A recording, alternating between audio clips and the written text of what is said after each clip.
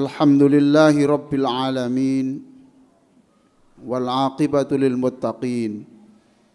Asyhadu an la ilaha illallah wahdahu la syarikalah al malikul haqqul mubin wa asyhadu anna Muhammadan abduhu wa rasuluh sadiqul wa'dil amin.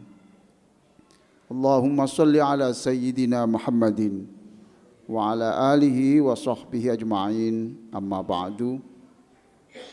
Qala Allah Ta'ala, ya ayyuhalladzina amanu taqullaha haqqa tuqatih wa la tamutunna illa wa antum muslimun. Jamaah Masjid Al-Hidayah yang mudah-mudahan selalu diampuni dan dirahmati Allah. Sebelum saya menyampaikan khutbah, marilah kita membaca surah Al-Fatihah.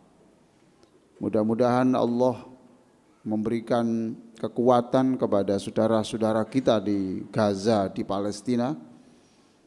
Mudah-mudahan diberi kekuatan dan Allah menolong untuk bisa menjadi negara merdeka seperti kenikmatan kemerdekaan Indonesia ini.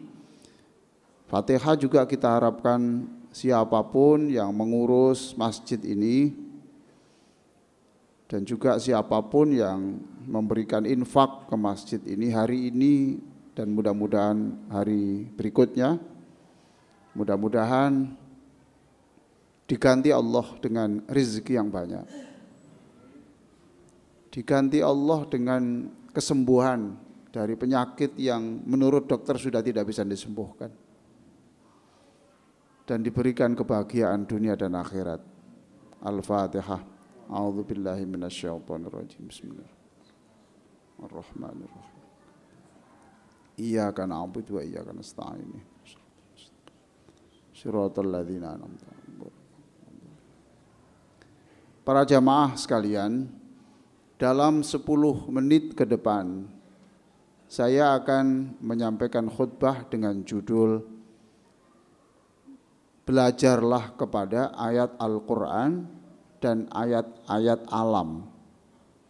Belajarlah kepada ayat-ayat Al-Quran dan ayat-ayat alam. Hadirin sekalian, mengapa saya sampaikan ini?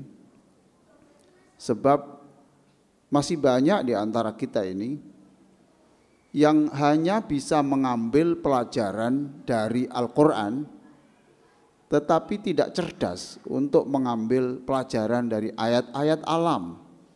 Ayat-ayat alam itu adalah kejadian-kejadian yang diperlihatkan kepada kita, bisa langsung, bisa melalui media, atau kisah-kisah masa yang lalu kita harus mengambil pelajaran dari itu. Ada juga orang yang tidak kedua-duanya, tidak faham tentang apa yang dibaca, juga tidak cerdas mengambil pelajaran dari seluruh kejadian yang ada ini. Yang pertama sekarang, kita harus cerdas di dalam mendalami isi Al-Quran. Allah mengingatkan kita di dalam surah Muhammad ayat 4. Di dalam surah Muhammad ayat 4, afala yatadabbarunal Qur'an am ala qulubihim aqfaluha. Mengapa mereka tidak tadabbur? Mengapa mereka tidak merenungkan isi Al-Qur'an? Apakah hati mereka itu sudah tertutup rapat dan terkunci? Melalui mimbar ini, hadirin sekalian, saya ingin mengajak semuanya untuk selalu membaca Al-Quran. Silakan, itu ada yang program khataman, silakan. Di program setengah tahun khatam atau sebulan khatam, silakan. Tapi harus ada program di mana kita ini mungkin tidak memakai juz-juznya, tidak sepakai begitu, tidak pakai khataman, tapi ada mungkin setiap bulan itu 1 ayat saja yang kita renungkan. 1 saja ayat yang kita renungkan.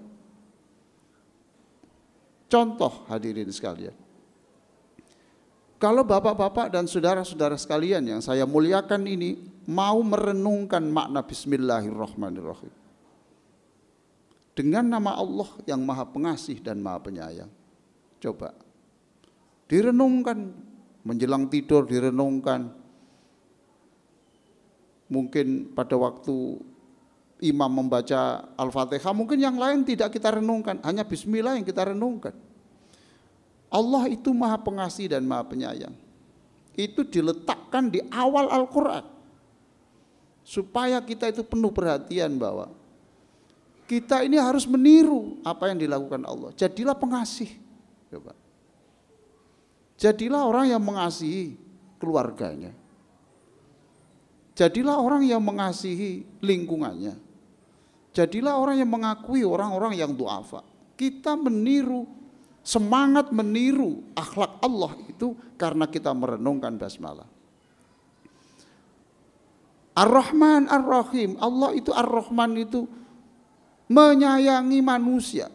Orang itu orang beling, orang nakal atau taat itu disayangi oleh Allah. Coba. Orang itu tidak mengakui Allah, tidak mau sholat, apapun masih disayang Allah, diberi hidup oleh Allah. Berarti kita sayangilah orang itu, peminum-peminum itu sayangi, pelacur-pelacur itu sayangi. Jangan diolok-olok, jangan dimusuhi. Bisa saja mereka ini seperti ini karena memang haus orang yang menyayangi dan memperhatikan. Coba belajar dari basmalah. Allah yang Maha Pengasih dan Maha Penyayang. Kalau kita punya kegagalan, gagal karena ada suatu usaha atau sakit atau apa, coba diingat makna Bismillahirrahmanirrahim. Allah yang Maha Pengasih dan Penyayang. Jangan putus asa. Yang optimis, yakinlah bahwa Allah itu tidak membenci kita. Allah itu menyayangi kita. Nah inilah, ini bagian dari hasil dari perenungan-perenungan itu. Diberi sakit, dicoba rezekinya kurang, katakan Bismillahirrahmanirrahim bahwa ini bukan Allah menghukum saya, bukan, Allah mencintai saya. Andai kan tidak diberi cobaan berat begitu, mungkin kita tidak menjadi orang yang aktif di masjid, mungkin kita tidak senang mendengarkan pengajian, mungkin kita tidak mau menghafal doa-doa dari Rasulullah Sallallahu Alaihi Wasallam. Hadirin sekalian, mengapa ada orang tuh bicara ya asbun asal bunyi, asplak asal jeplak saja. Orang kalau sudah punya kepentingan itu kemudian ya asal ngomong saja itu. Tidak ada bedanya orang itu aktif di masjid atau tidak, orang berpendidikan atau tidak. Akhir-akhir ini kita melihat orang itu berbicara itu seenaknya sendiri. Mengapa begitu? Bertindak ya seenaknya sendiri, tidak tahu halal haram. Bahkan itu ada yang geger antar keluarga soal warisan, coba itu. Mereka itu tidak pernah menghayati makna Maliki Yaumiddin. Allah itu nanti mengadili kita. Apa saja yang kita ucapkan. Setiap kata yang saya ucapkan di mimbar ini, jangan dikira kemudian karena tidak direkam kemudian hilang. Siapa bilang? Besok Allah akan tanya tentang apa yang saya ucapkan ini. Lupa bahwa Malik Yaumiddin itu artinya Allah itu maha mengadili manusia.